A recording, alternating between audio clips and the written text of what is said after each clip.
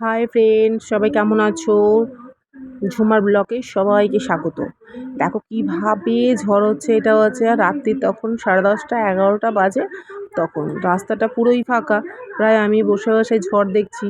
আর দেখছি ওখানে সিভিল ছেলেগুলো কি সব উল্টে উল্টে পড়ে যাচ্ছে, রাস্তার ভেরিংগুলো উল্টে উল্টে পড়ে যাচ্ছে, আর ওরা গিয়ে গিয়ে ঠিক করছে। ওদের লাইফটাই বা কি ইয়ে না।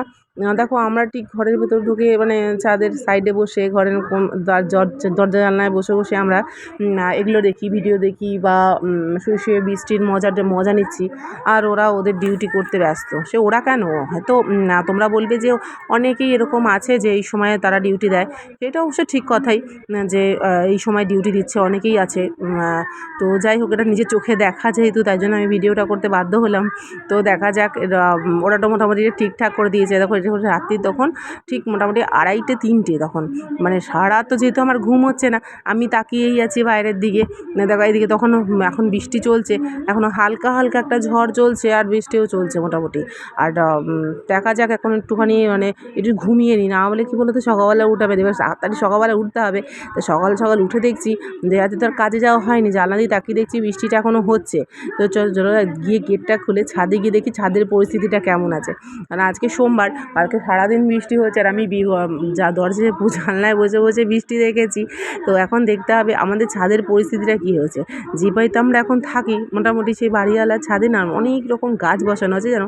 তো গাছের দেখো এতে গ্রিলে তালা দেওয়া হয়েছে। চলো চাবিটা মোটামুটি তাড়াতাড়ি একটু খুলে নিয়ে ওপর দিকে যাই। মোটামুটি ছাতাটা নিতে তো ভুলেই গেছি। যাই হোক, ছাতাটা নিলামই না, আমি ছাতা ছাড়াই চলে গেছি। মানে আমি এত এক্সাইটেড যে ওপরে দেখার জন্য, যে ওপরে আমার আমাদের বাড়িওয়ালা যে গাছগুলো লাগিয়েছে জানো তো, সেই গাছগুলো দেখার জন্য।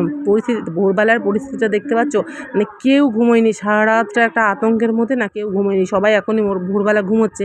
আর আমি ভোরবেলা উঠে বেরিয়ে চলে এসেছি গাছগুলো দেখবার জন্য। আমার তো সারা রাত ঘুম নেই, দেখতে পাচ্ছি এখনও অবধি হাওয়া চলেই যাচ্ছে। আর গাছগুলো সব উল্টে পড়ে গেছিলো।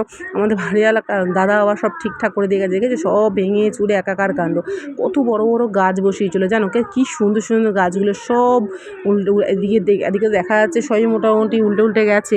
খুব পরিস্থিতি খুবই খারাপ। ওই গাছগুলো সব ওপরে ছিল, ভাগ্যিস সেগুলোকে নিচে নামিয়ে রাখা হয়েছে। ওইদিকে আমার দেখো, আমার যেদিকটা রান্নাঘর আছে না, দেখো বেগুন গাছটা ভাগ্যিস পড়েনি। আবার দেখো ওইদিকে পুরো একটা বেগুন গাছ, একটা বড় লঙ্কা গাছের জানো পুরো পড়ে গেছে গো। কতটা গাছ নষ্ট হয়েছে। খুব শখের এই গাছগুলো তো ওনার, খুব খারাপ লাগে দেখতে জানো। আর এই গাছগুলো পেছনে উনি ভদ্রলোক সারাদিন সময় দেয়, যার জন্য খুব খারাপ লাগে। চলো, সবার মোটামুটি অনেক ক্ষতি হয়েছে। সবাই ভালো থেকো, সুস্থ থেকো।